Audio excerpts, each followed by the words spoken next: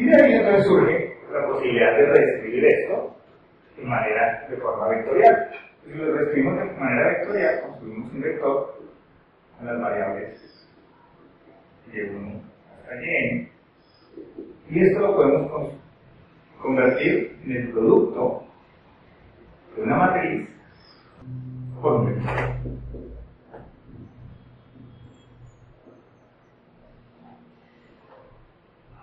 Es lo único que nos acordamos cómo hacemos el producto matriz vector. El vector lo apostamos aquí, multiplicamos términos y sumamos todo. ¿Listo? Entonces, esa es. Y entonces esto se nos convertirá en una ecuación y igual a x. Y esto va a ser el eje de la mayor parte de nosotros.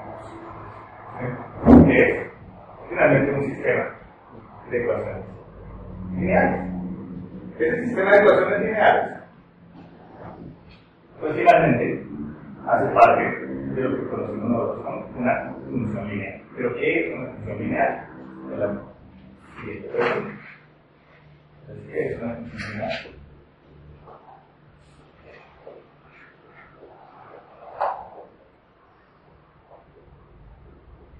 Pues para que una función sea lineal tiene que cumplir únicamente dos condiciones. Nosotros decimos que una función f, y esta es la parte interesante de convertir unas pequeñas notaciones. Esa es una parte que se puede consolidar a través del juego.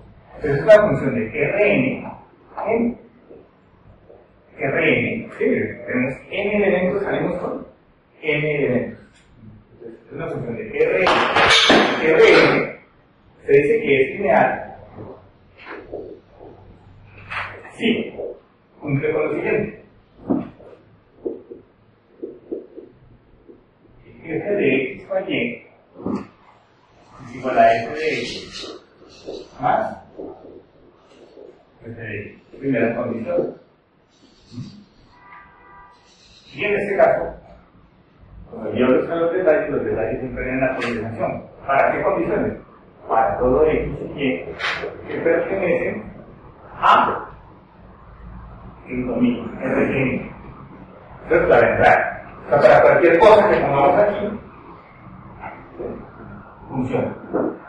Entonces, el resultado de la evaluación de la suma en el dominio es el resultado, es igual al resultado de la evaluación de las funciones en cada uno de los dominios individuales.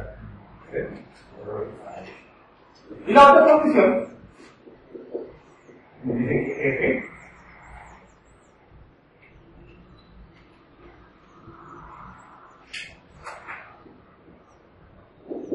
igual a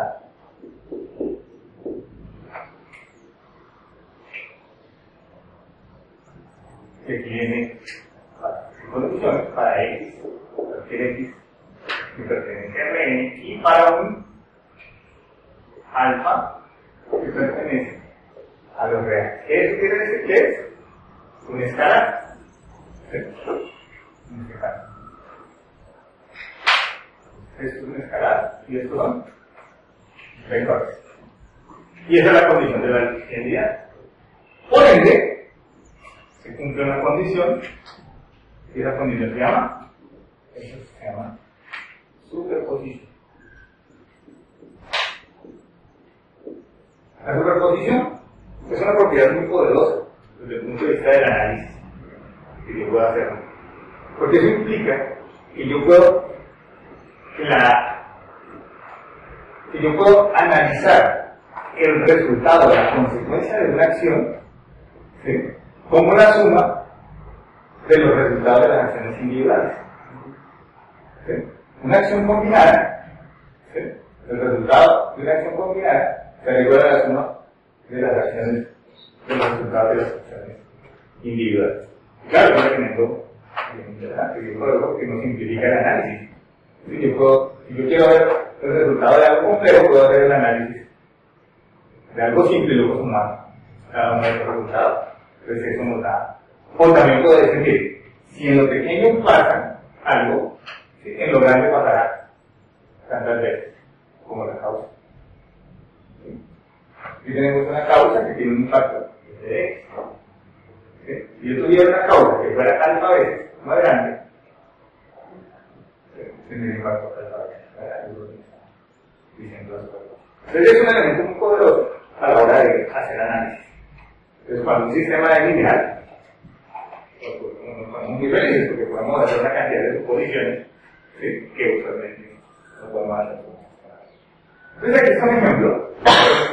Entonces sí que me dice bien, yo tengo dos vectores X y Y, ¿sí?, y esta es la suma para el otro. Esta, la función f de X da este resultado y la función f de Y me da este resultado. Por ende, ¿sí?, el resultado de la suma de f de X más Y será la suma de las imágenes. ¿Sí? Pregunta, esa función es de Rn en Rn. ¿Cuánto vale n y cuánto vale n? N es. ¿En qué espacio está viendo? En el espacio 2. En el R2. Y llega a R2. ¿Va a R2? ¿Qué? R2. De 2 por 2 a 2 por 2 ya es el espacio de la materia. Bueno, entonces, ahora veamos algunas propiedades interesantes que tenemos. ¿Sí? Les vamos a considerar que esta función de la cual hemos hablado aquí, tenemos que nuestra función f de x es igual a una matriz A por X, matriz A tendrá dimensiones n por n, ¿cierto? X por supuesto que tendrá dimensión n, y de esa manera f va de Rn en Rn, ¿cierto? Lo que es. Sí. En esa notación, n por n, sobre todo lo que son filas por columnas. Sí. ¿Eso tiene un orden establecido o es diferente? Nosotros, va a ser la representación para nosotros los seres humanos, es la convención. Sí, porque finalmente el almacenamiento siempre es un vector. Nosotros lo tenemos como almacenamiento lineal, es una cosa de relación. Si nosotros vemos la memoria en un computador, eso es todo una cosa de relación. Entonces, sí, la convención para escribir nosotros es primero filas, luego columnas. De hecho, yo utilizo desde que aprendí, yo utilizo una variación, digo que es pico. Filas y columnas es pico. Entonces ya por eso se llama transmitir primero filas, luego columnas. El asunto se complica cuando uno comienza a tener más dimensiones. Por ejemplo, cuando uno tiene tensores, uno tiene filas, columnas y dicen de alguna manera son tajadas o entonces comienzan a tener en esta otra dimensión, ¿cierto? Y el tema es que uno puede comenzar a voltear esas dimensiones y ya pierde un poco. Y cuando tiene más tensores de más dimensiones, de más de 3 dimensiones, ya no tiene mucho sentido. Yo por eso hago la aclaración de que es una convención. Utilizamos los seres humanos, utilizamos los cursos para escribir de esa manera, primero filas, luego columnas. ¿Sí? Y generalmente nos da también la dirección de salida de la función. Cuando nosotros vemos que es una función, entonces quiere decir prácticamente escribo aquí n por n. ¿Sí? Y lo que digo es este es de dimensión n. Por ende, si yo hago un producto, es n, y el resultado es un vector de dimensión n. Esto es una buena práctica. Acostúmbrense a hacer eso. De hecho, hay uno de los artículos que hay en la página que se llama Crímenes contra la Naturaleza. Se llama uno de los y una de las cosas que es importante es siempre tener en cuenta que las operaciones que yo haga sean correctas en dimensiones. Entonces, lo que me garantiza a mí es comenzar a escribir esas dimensiones. Y yo no voy a garantizar siempre que lo que yo tenga aquí en columnas, en el siguiente sea compatible al final, para que el producto sea, bueno, y en la suma que sea siempre de m por n, todos. Pero eso es una verificación. Muchas veces cuando estamos escribiendo las ecuaciones para darnos cuenta de que lo que estamos haciendo es correcto. ¿Sí? O a veces cuando vemos expresiones complejas, puede que nos escriban pues, una expresión que puede resultar en este momento relativamente compleja.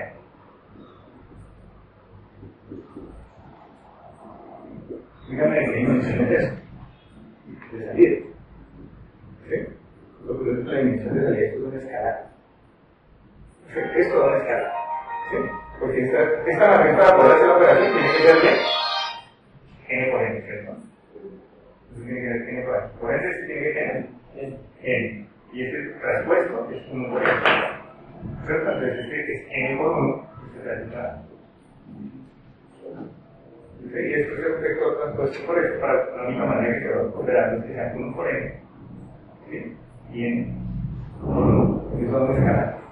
Entonces, claro, pero cuando uno encuentra ese tipo de expresiones, cuando uno está trabajando con un artículo o en un texto de estudio, ¿cierto?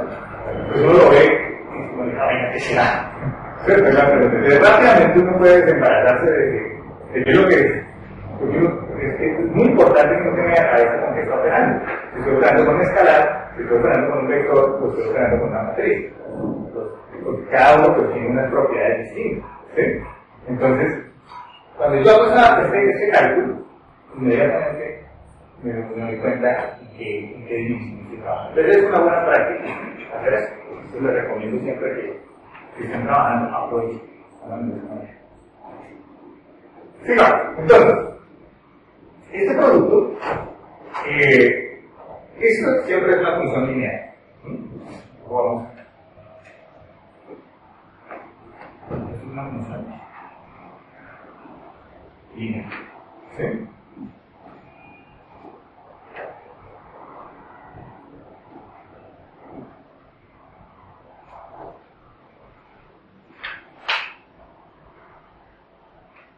¿Y de dónde partimos que es una función lineal? Pues veamos. Es f de x es a x. Es f de y. Bien. Es f de x más y. Igual como a de x más y. Pero también es igual a ax más a y. Y esto es f de x.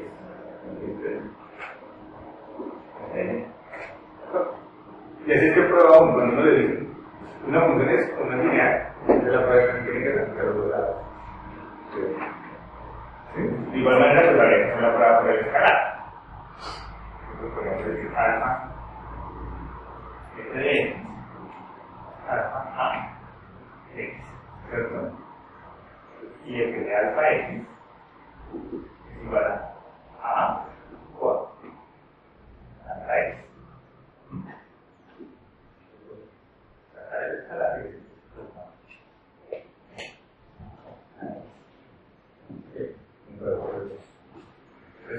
Definitivamente es una función lineal. Pero hay algo mucho más poderoso detrás de eso. Digamos, hasta ahí parece un resultado trivial. Y es que la representación es única.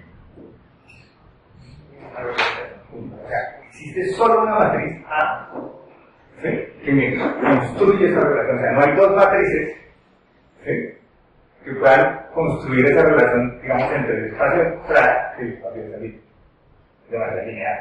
Entonces, es la única relación. Entonces, siempre que tenga, no hay una matriz por la cual yo la pueda reemplazar y que obtenga el mismo resultado.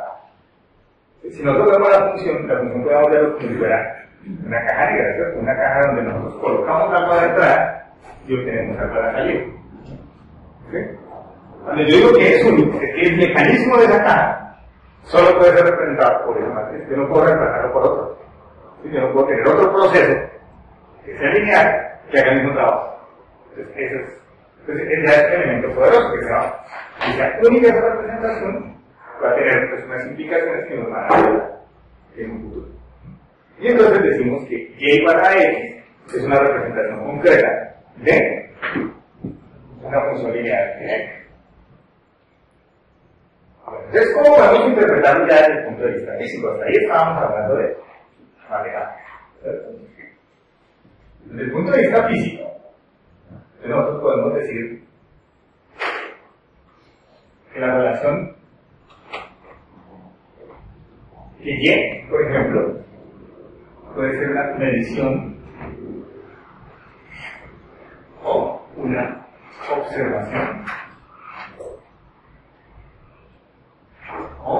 podemos decir que es una consecuencia. Y podemos decir que X puede ser una entrada,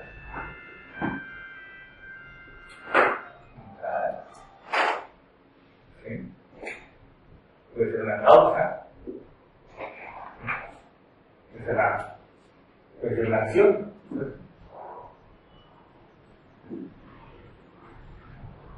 Y pues finalmente A nos determina la relación o la transformación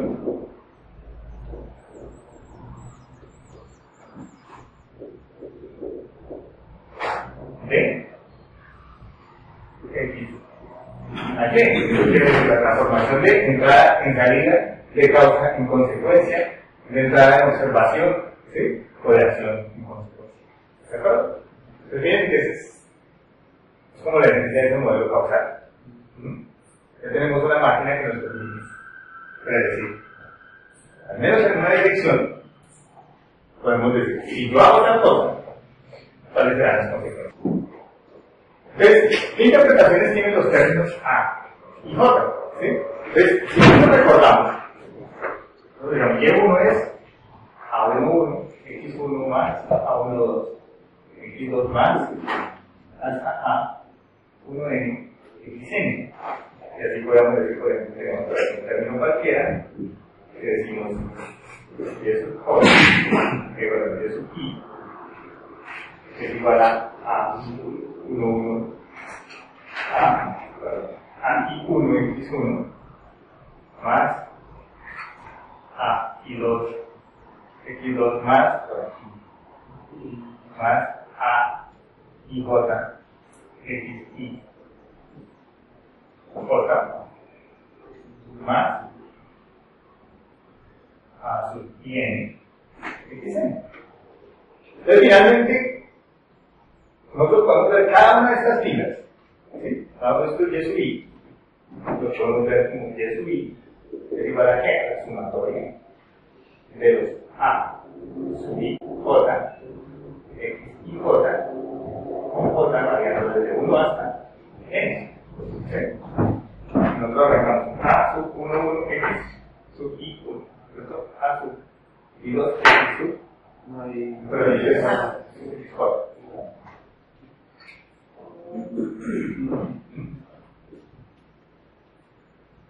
Bien, entonces ahí tenemos la.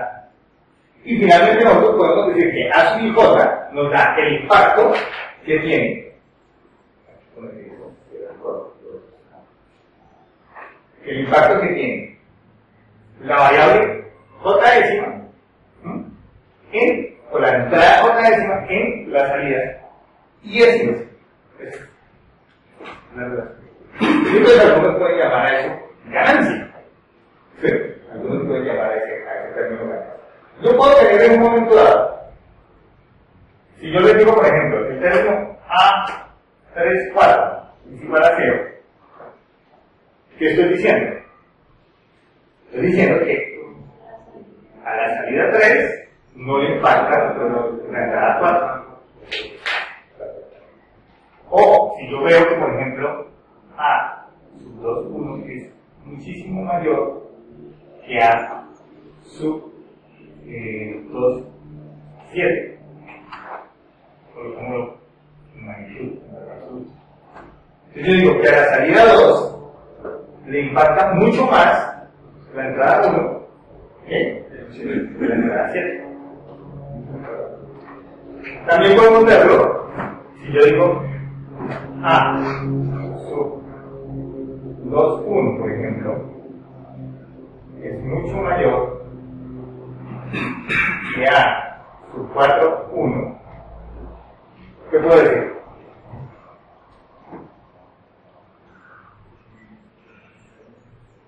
En la entrada 1 impacta a la salida 4 que a la 2. A la 2 que a la 4.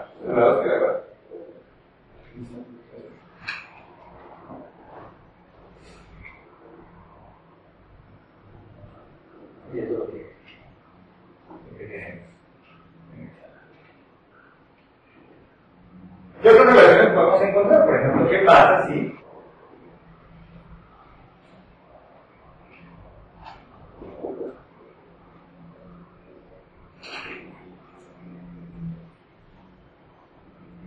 hay que poner?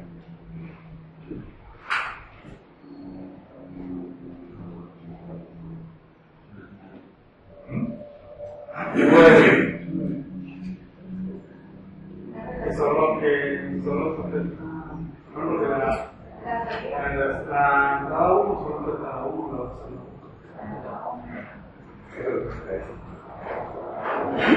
También puedo tener otros casos en que las funciones tienen esta forma.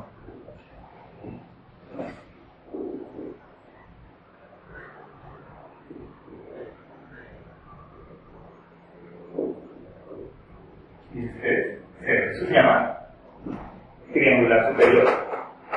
¿Sí? Entonces en esa decimos que la salida 1 es afectada por todas las variables, la 2 es una cancha afectada por las variables de la 2 en adelante y la 3, de la 3 en adelante. También puedo tenerla contraria a 1, 1.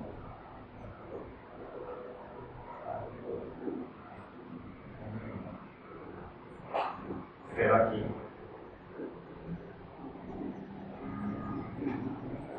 se llama triangular inferior. En la triangular inferior yo digo la salida 1 está afectada únicamente por la entrada 1, la 2 está afectada por la 1, la 3 por la 1 y la 3. Pero son formas que tienen. Después vamos a encontrar las estructuras que tienen utilidad. Ahora, por ejemplo, en un flujo de carga, uno compone la matriz A, uno puede encontrar las relaciones. Uno descompone la matriz A, puede encontrar las relaciones por ejemplo, descompone su matriz que va. Si una forma de llevar, pero que uno puede como identificar ahí el efecto de un flujo por otro, así. Se puede identificar algunas estructuras, pero parece que hay que tener cuidado porque el ordenamiento me daña. O sea, ojo que a veces la estructura la ponemos acá, no por el ordenamiento. ¿Sí? Esta matriz que aquí es triangular superior, todo desordenado. Imagínense, yo cambio el índice de la salida. Cambio el índice de la salida 2 con el de la 1. Entonces me va a quedar la primera fila, me va a quedar con un término 0 y luego de ahí en adelante. Y la siguiente me va a quedar completa y ya no es triangular superior. Porque fíjense que todo dependió en ese caso de cómo elegí yo el índice de las propiedades, de lo que era la numeración de los nodos en el caso de su de carga. Cómo elegí yo, pero que ya lo tengo bien definido. Que es bien definido. O sea, pero hay una definición que no diga esta es la verdadera prueba. no, pero yo sé cuáles son los nodos, el 1, 2, 3. Pero por eso puedes cambiar el nodo arbitrarios. Claro. Tenemos una arbitraria. Pero no, yo construí mi flujo y con base en unos nodos que ya tengo nombrados. ¿De acuerdo? Pero esa numeración que tengan esos nodos es conveniente para algo. O sea, pudo ser conveniente para el que los numeró porque iba pasando por ahí y dijo, este es el 1, este es el 2, este es el 4. ¿Sí? Y puede ser absolutamente inconveniente desde el punto de vista de cálculo numérico. ¿Me explico? Usted puede tener un sistema y usted puede reducir a esta estructura y sin embargo lo puede tener representado. Vamos a poner un caso concreto. Vamos que tenemos esta estructura de la matriz. ¿Esa matriz es triangular superior? No. ¿Usted la estructura?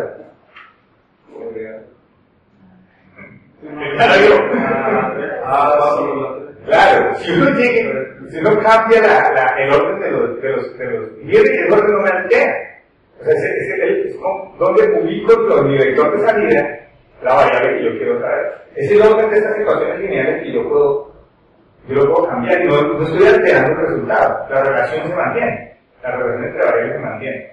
Entonces, a veces nosotros llegamos a estos ordenamientos de manera artificial, ¿sí? Y mediante una escogencia inteligente, de esas Por ejemplo, índices. yo tengo una red completa.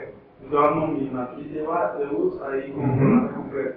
Entonces yo quiero saber sin necesidad de correr otro flujo de carga. Yo digo, bueno, si yo salgo esta línea, ¿qué efecto tiene sobre los otros flujos?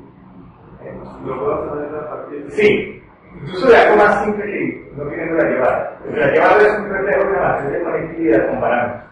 Ahora vamos a la aplicación de ingeniería con algunas cosas que tienen que ver. Incluso nos conectan temas como el tubo eléctrico, con el flujo de agua, con el flujo de tráfico, que son todos finalmente las representaciones pueden tener representaciones casi se pueden analizar hasta cierto punto de la forma. Pero ahora la vamos a... Pero fíjate, que eso es que yo, la manera en que yo elija los índices, puede hacer que yo tenga una estructura o que sea algo completamente desestructurado. Esta parte está desestructurada. Sin embargo, yo puedo obtener una representación equivalente. Claro, cuando puedo cambiar el orden de los vectores, cuando los vectores tienen un cierto orden por alguna otra razón, olvide que no tengo forma. Pero en este caso yo podría, yo mando esta fila legal hasta abajo, ¿cierto? Y tendré que hacer dos. Entonces, fíjate que no es que yo tenga bien nombrado los si lo no te nombran arbitrariamente. Y el orden puede alterar en un momento dado. Sin embargo, las estructuras y las relaciones sí se mantienen, porque las estructuras que vos tienes dentro de la matriz te están ordenando la conectividad. Entonces, por más que vos cambies las ecuaciones o el ordenamiento, no te tiene que alterar. O sea, no te va a aparecer una línea de transmisión porque cambiaste el orden de los nodos. ¿Cierto? Entonces, esa relación sí se mantiene.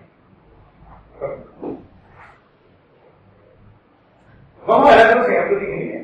Vamos a aprovechar para... Entonces, miren, un ejemplo de representación en función lineal es en las estructuras mecánicas en ingeniería civil, la relación que existe entre aplicar fuerza en puntos de la estructura y la deformación que se obtiene. ¿Sí? Es decir, yo tengo, supongamos que es una torre, ¿sí? Y esta torre es, por ejemplo, está afectada por el viento. Aplicar aquí unas fuerzas y yo puedo obtener la relación de la deformación. Esa relación, dado que las fuerzas no son muy grandes, ¿sí? No causan deformaciones muy grandes, yo puedo decir que la deformación es aproximadamente lineal. Entonces yo digo mi relación entre deformación y fuerza aplicada es aproximadamente una función lineal. ¿Sí? No es estrictamente lineal. La fuerza muy grande ya hay otro tipo de deformaciones, ¿no? Hay deformaciones plásticas de las texturas. Sí, en este caso estaría viendo el modelaje. ¿Sí? Exclusivamente el modelástico para pequeñas líneas. ¿El impacto no podría subir? No, claro. Pero eso no es deformación. Entonces, se utiliza, por ejemplo, en este tipo de análisis. Muy común, muy necesario, por ejemplo, en las torres de telecomunicaciones. No son elementos flexibles. E incluso el ejemplo que le di en la primera clase, que le mostraba esta estructura de 16 nodos, eso es muy normal en una torre de telecomunicaciones. ¿Sí? Una torre de telecomunicaciones parece más, o sea, nosotros la hemos hecha en acero, ¿sí? Y sin embargo una torre de estas, si usted la mirara o la tomara en las dimensiones, como si usted tomara un rollito de plastilina, ¿sí? Es así de flexible para las fuerzas a las que está sometida, ¿cierto? La fuerza del tiempo. Por eso es tan importante que tenga los elementos de tensión adecuados para el platillo realidad que cae. Entonces, esta matriz que nosotros tenemos aquí es que ya es. En este vector nosotros tenemos la deformación y en este tenemos la fuerza aplicada. Con lo cual hace que cada elemento A sub y J, claro, esta es la deformación en un punto determinado, ¿cierto? En un punto que es I, ¿cierto? La relación A sub y J, ¿sí? Va a estar dada en términos de metros por minuto, ¿cierto? ¿Cuánta fuerza aplico en el punto J para obtener un desplazamiento I. ¿Cuántos metros? Este es un ejemplo de una relación lineal. Otro ejemplo es cuando hacemos análisis de cuerpo rígido, ¿sí? En mecánica. Entonces, en mecánica, ¿qué análisis de cuerpo? ¿Cuál es el análisis de cuerpo rígido? Nosotros decimos hacemos sumatoria de fuerzas y sumatoria de torques. Eso es lo que nosotros hacemos. Sumatoria de fuerzas y sumatoria de torques finalmente es nuevamente una relación del mismo estilo, es una relación lineal. ¿Qué resulta? Que una relación Y a X, ¿sí? Donde vamos a tener que Y es un vector en R6, donde las tres primeras componentes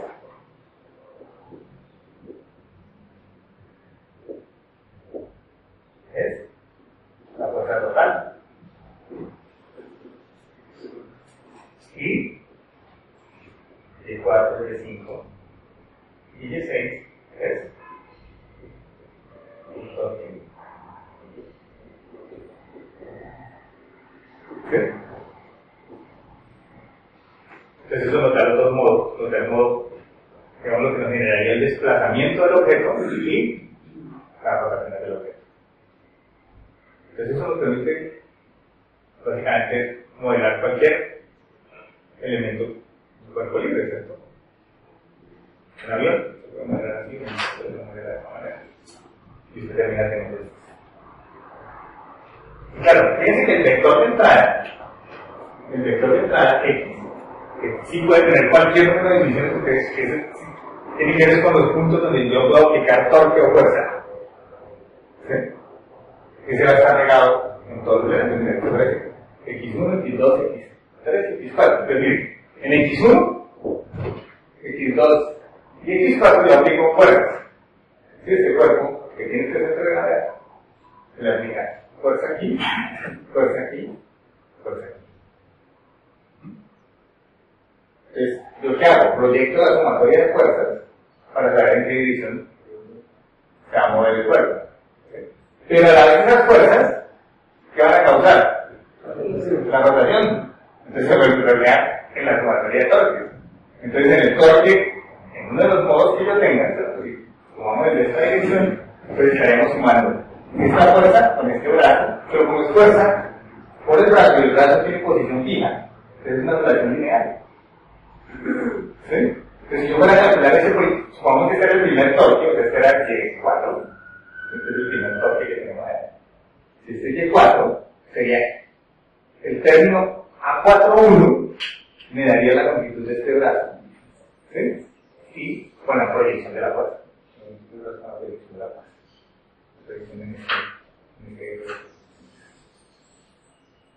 ¿Sí? Y eso es una constante, porque si la fuerza siempre va aplicada así, porque yo tengo la proyección sobre esto es el coseno lo va a tener en esta dirección y lo multiplico por, que son valores fijos. Entonces es una relación lineal y constante. Entonces también se resuelve. Ese es otro problema que se resuelve de manera lineal. Un circuito eléctrico, ¿sí? Con componentes pasivos, ¿sí? Incluso con componentes pasivos y fuentes controladas. ¿Sí? Entonces, cuando hablamos de componentes pasivos, estamos hablando de componentes resistencias, condensadores, ¿sí? Y puedo tener relación. Controlada con relación lineal. Controlada con relación lineal, sí, controlada con relación lineal. Entonces, también esas ecuaciones se pueden, finalmente vamos a tener, de un lado, vamos a tener corrientes y voltajes, podemos también corrientes y voltajes, que finalmente lo que hacen cuando tienen un circuito determinado. Claro que en este caso pues, estamos tomando los componentes. En este caso son todos resistivos. Yo puedo colocar o entrar con corrientes y hacer con voltajes, que usualmente se hace cuando uno resuelve nodos, ¿sí? O viceversa, entrar con voltajes y salir con corrientes, que es cuando resuelve más. Pero es una relación lineal.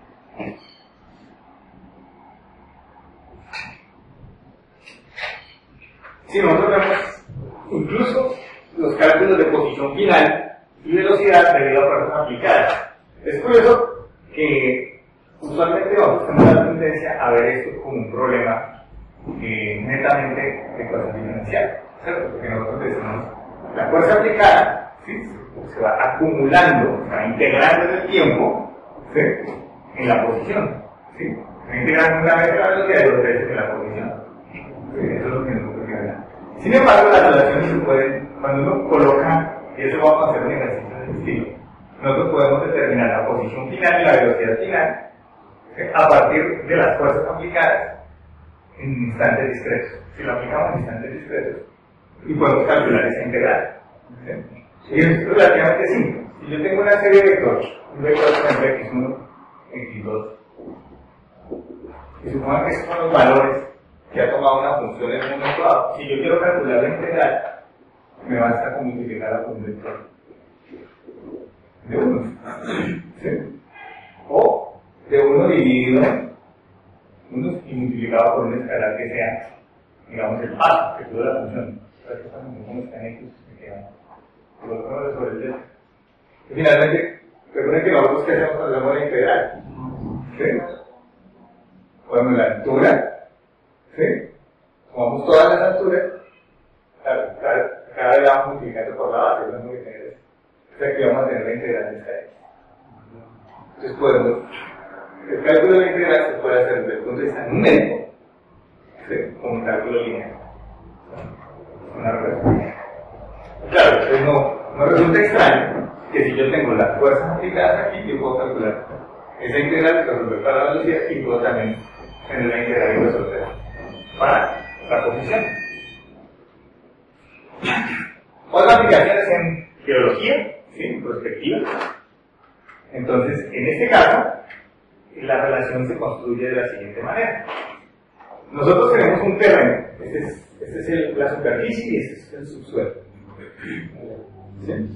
Y aquí en estos puntos, lo que tenemos es un avión va volando. Es un avión con unos sensores que son bastante sensibles. Son tan sensibles que son capaces de medir las pequeñas variaciones en la gravedad. Las pequeñas variaciones que tienen campo gravitacional. ¿Sí? Entonces, claro, si ustedes recuerdan la relación que nos construye esa, yo quiero calcular la fuerza, será la masa 1, la masa 2 sobre y para la distancia, ¿cierto? Esa es la relación que nos gobierna la fuerza que hace la gravedad. Pero, pues, la fuerza de atracción entre dos cuerpos en el espacio libre. Entonces, finalmente estos son dos cuerpos, ¿cierto? Son un cuerpo grande aquí, que son las dos, y otro cuerpo que está aquí. ¿Sí? Entonces nosotros conocemos. Nosotros vamos a calcular cuál es la fuerza a la cual está sometida el avión. ¿Sí? Entonces, la fuerza a la cual está sometida el avión será igual a la constante gravitacional por la masa del avión por la distancia, lo vamos a suponer a un punto JS al cuadrado, ¿sí?, y por la masa de ese elemento JS. ¿Sí? Eso cuántas veces sumado sobre todos los elementos J igual a 1 hasta N. ¿Sí? Él está tomando este pedacito de tierra me trae tanto, este pedacito de tierra me trae tanto, este pedacito de tierra me trae tanto, este pedacito de tierra me trae tanto. ¿Cuál es la distancia de aquí a aquí? Yo la conozco, porque yo tengo la altura del avión, que es cuadrante, cada uno de estos cuadritos yo decidí cuál es el cuadrito, ¿cierto? Yo digo, este cuadrito está en tal punto, y yo asumo que el cuadrito de tanto por tanto, tiene tanto volumen, entonces digo, ese bloque de tierra me atrae con tal fuerza. El bloque de más abajo me atrae con una fuerza adicional, y el de más abajo me atrae con una fuerza adicional. Claro, de fondo tenemos la atracción del gran, de la gran masa de la Tierra. ¿cierto? Entonces lo que se mide son las variaciones, ¿sí? Las pequeñas variaciones que hay. Pero si nosotros lo vemos, claro, nosotros podemos decir que esta sumatoria más que la masa del avión, ¿cierto? Por la masa, ya me puedo decir, vamos a poner RT del resto del planeta, ¿sí? Por la distancia al centro de la Tierra. ¿Ok?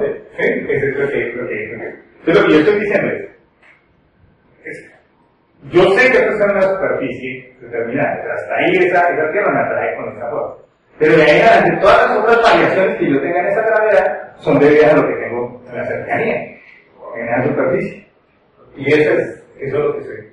Lo curioso de esto es que esa relación es lineal.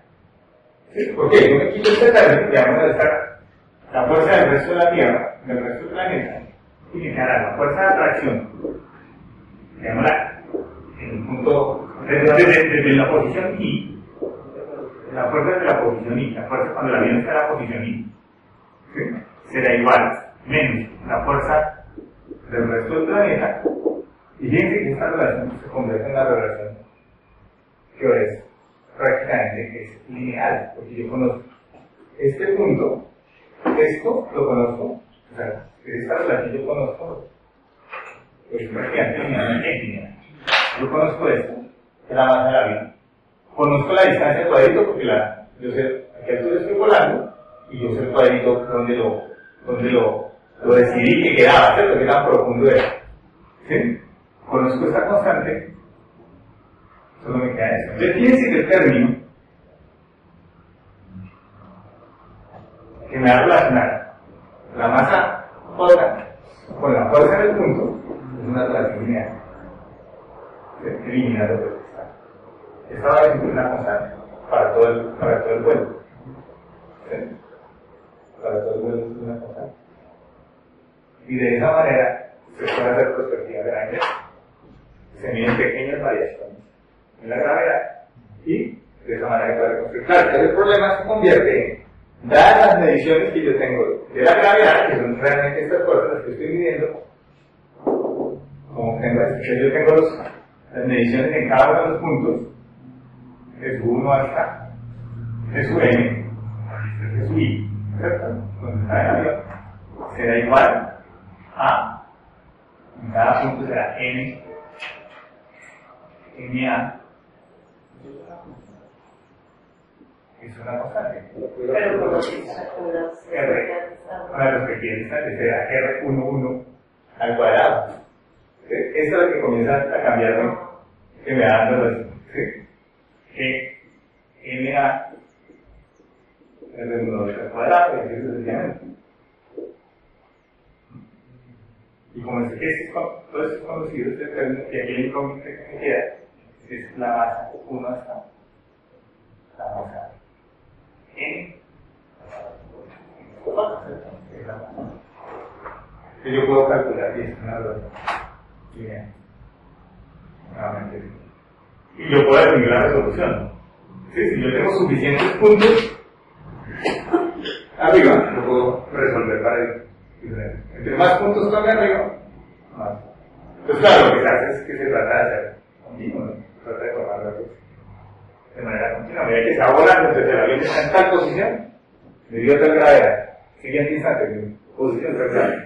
Entonces lo que hace es todo el sobrevuelo y de esa manera recoge toda la materia y luego trata de resolver toda la materia. No hay ningún problema. Y igual a eso.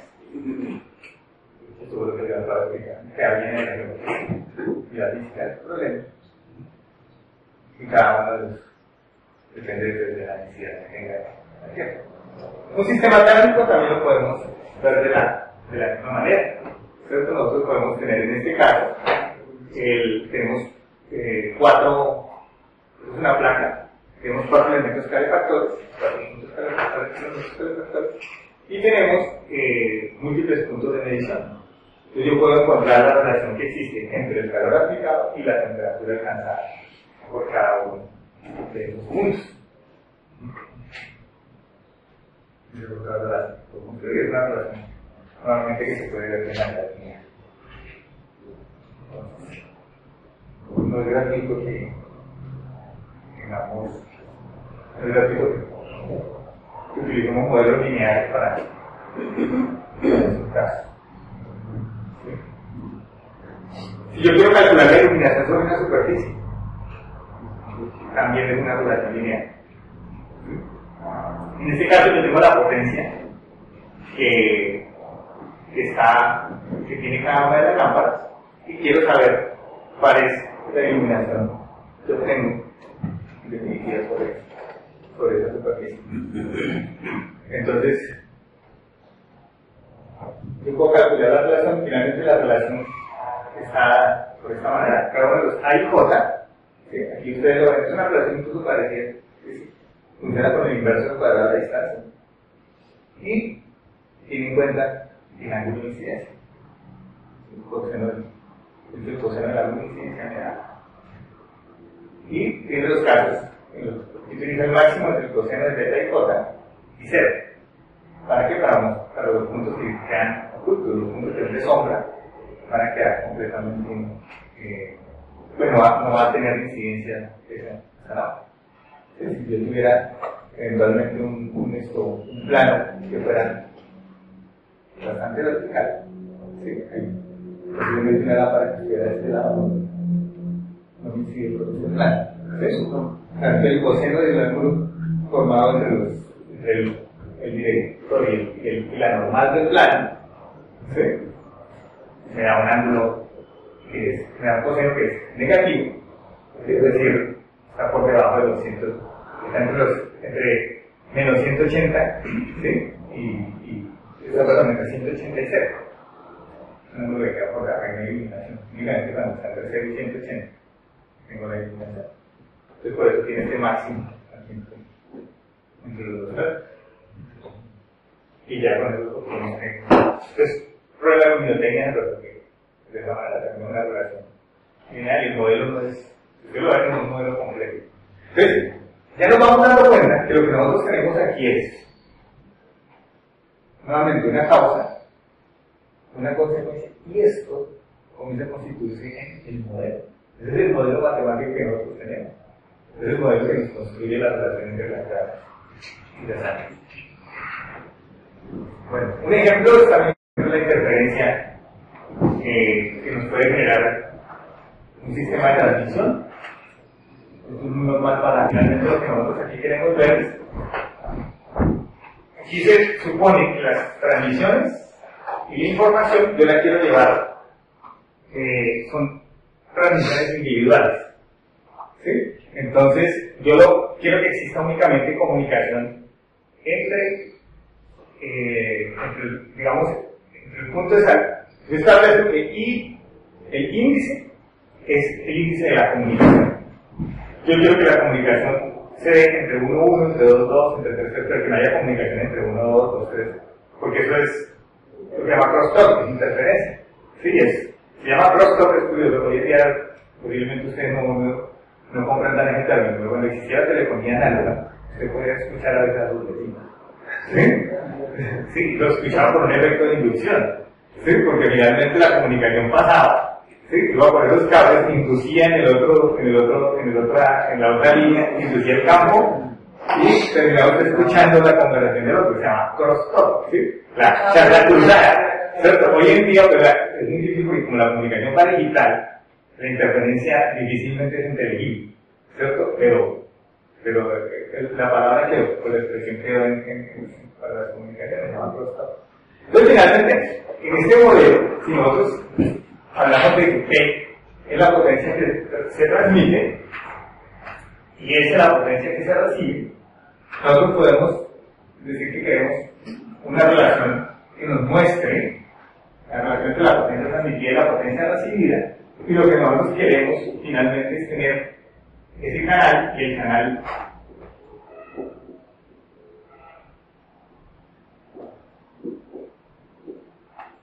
caracterizamos de esa manera, donde esta generalmente va a ser un factor menor a 1, pero positivo, ¿cierto? Porque estamos hablando de qué cantidad de potencia de la que salió llega, o sea, difícilmente de atraer potencia de transmisión, ¿sí? Entonces finalmente va a ser un factor que es menor a 1. Pero es positivo que necesitamos que llegue. ¿Listo? Pues, tampoco podemos hacer una potencia, en este caso una potencia negativa. Y nosotros podemos decir que el ruido, ¿sí?, está dado por una matriz D. Y esa matriz D, lo que tiene en sus términos son, claro, lo que nos transmita será, ¿qué tendrán los términos? Será que sus dos, que sus dos segundos.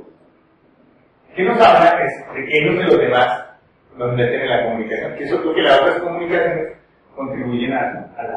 Entonces, esta es la interferencia, este es el patrón, la potencia transmitida, y esto es lo recibido. Finalmente, lo que se recibe en total es más cerca, ¿cierto? Porque la señal de lo que me interesa escuchar más lo que está llegando por interferencia de los demás.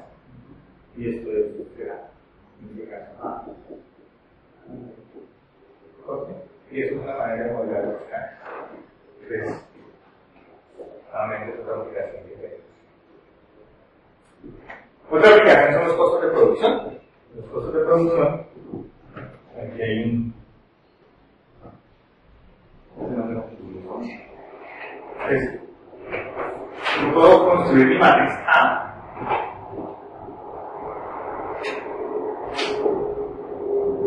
y puedo decir que los coeficientes es la receta, lo que necesito para construir una unidad de producto.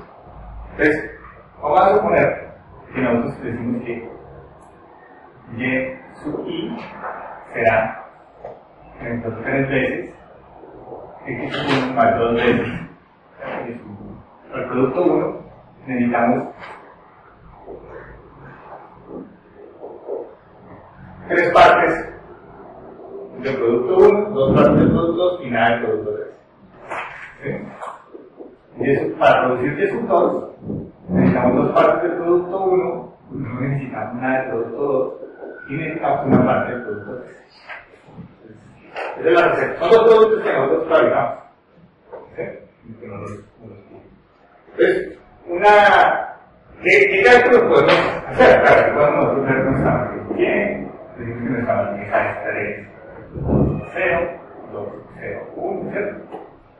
0, 1, y 2, 3. ¿Sí?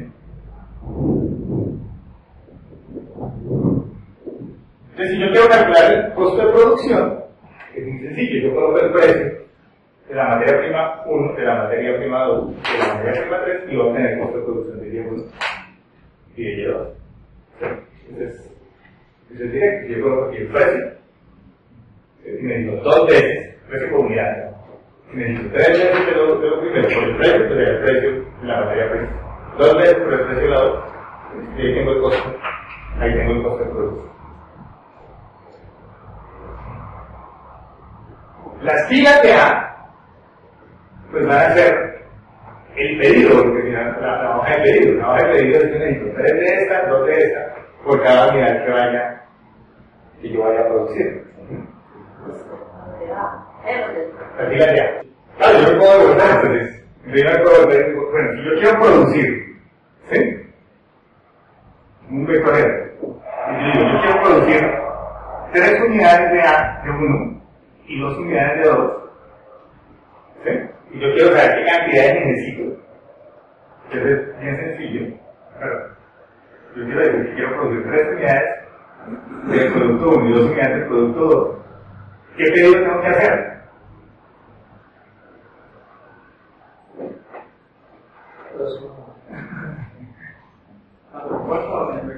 No, la respuesta. La siguiente. Primero hagámoslo para que me parece un punto para ver que sean tan simples. ¿Sí? Yo necesito 3 unidades de 1 y 2 unidades de 2.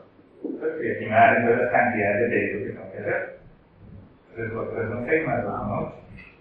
3 por 2 son 6. El segundo y 2 de 8. Ese es el pedido que tengo que hacer. 8 de materia prima de 1, 6 del segundo y 2 del tercero. Claro, si nosotros teníamos por aquí 3 de este, quiero producir 3 de este producto, entonces tengo que pedir, ¿sí? Ah, no, es más, 9, son 11. 9, 4, 3, perdón. Yo necesito producir 3 de este producto que me toca pedir, de este me toca pedir 9, ¿cierto? Y 6 de este. Pero luego además me dijeron que tenía que producir 2 de este, entonces 9 que tenía aquí, 2 por 2, 4. Entonces ya de este tengo que escribir los 3 de este. Del producto 2, pues igualmente. Ya tenía 6 aquí y nada de los 2.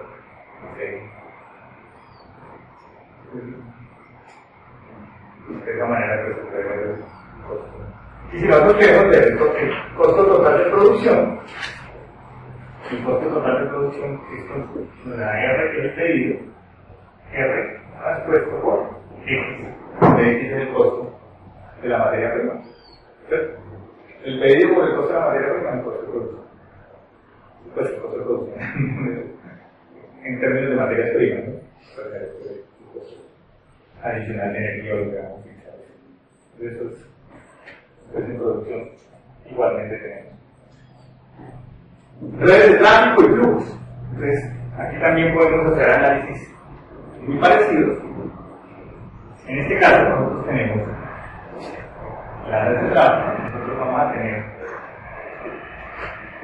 ¿Qué son redes de tráfico que pueden ser?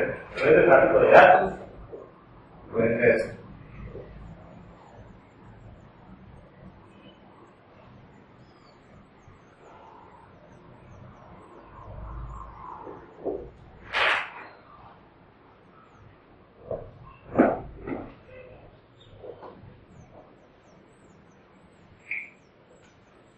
Entonces, en este caso, nosotros tenemos unos flujos de entrada, de 2 hasta FM. ¿Sí? Y nosotros vamos a ver, en este caso, el tráfico en cada uno de los enlaces. Entonces, este es el enlace 1, este es el enlace 2, el enlace 3. Entonces, en este caso, lo que nosotros estamos diciendo es que el despacho de este flujo pues, tiene que ir a través de ese enlace. Los flujos también pueden estar todos en este mismo momento. Yo puedo tener aquí un flujo 3. Puede entrar por ese nodo.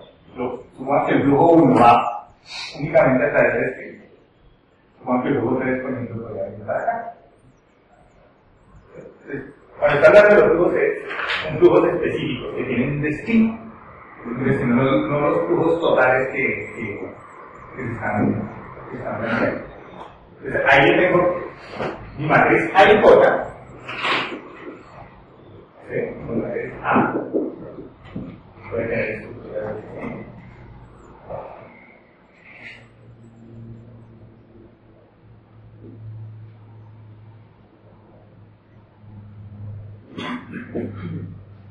si yo, por ejemplo, para reconstruir esta red, el primer flujo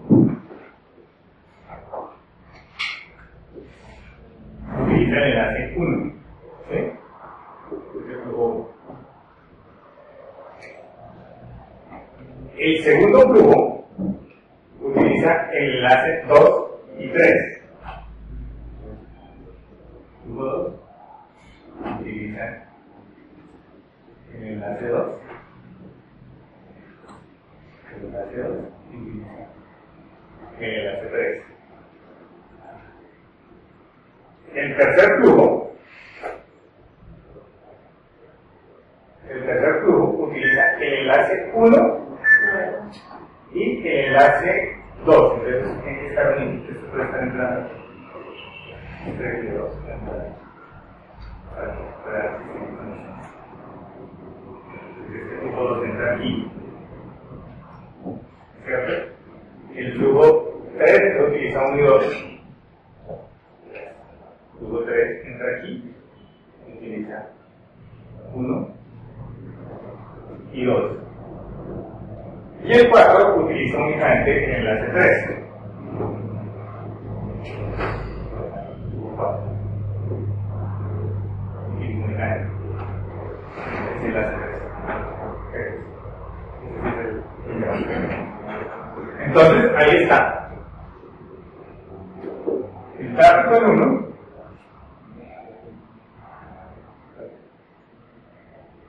el tráfico en 2 y el tráfico en 3.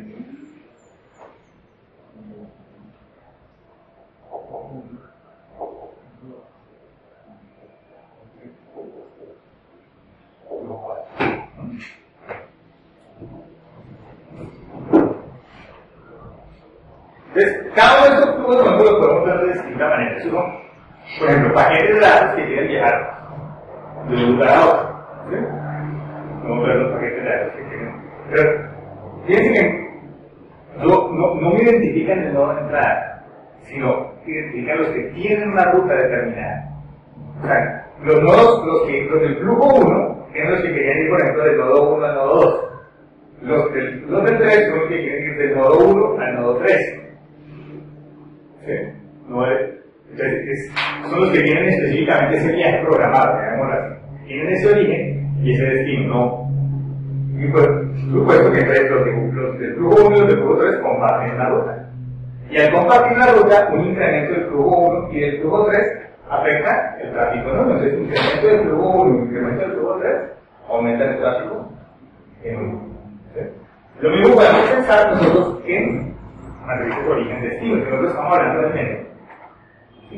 Entonces, digamos, ¿cuánta gente que sube en madera se baja en Industriales? ¿Cierto? Y esos comparten, o sea, se vuelven carga, ¿sí? Con los mismos que van de madera a universidad, por ejemplo. Entonces están compartiendo ese segmento y me aumentan el tráfico en ese segmento. Entonces, ¿cuál es el reflejo que nosotros vemos como tráfico? ¿Sí? ¿Qué tan lleno va a ser? Entonces, en lo mismo, pues si estamos hablando de datos, la congestión que tendría la red.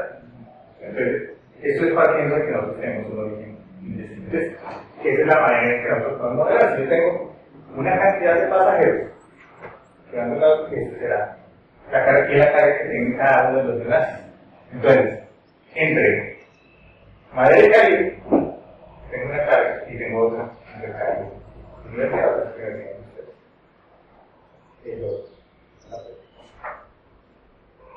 Interesante también que puedo calcular tiempos de viaje. ¿Sí? Entonces yo puedo decir que el tiempo de viaje es igual a transpuesto por T, donde T es la demora que tengo en cada uno de los segmentos. La demora que tengo aquí y la demora que tengo aquí. El tiempo total de viaje, que será la suma de estas demoraciones. Y yo lo puedo calcular para cada una de las otras. Miren, ¿qué dimensiones tiene este vector? Ustedes son, aquí la matriz tiene segmentos, ¿cierto? Y en esta dirección tiene, digamos así, tipos de viaje.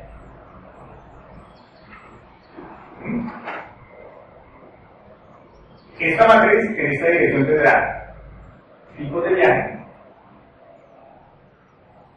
y en esta dirección tendrá segmentos. Y este vector es la demora en cada segmento. ¿Sí?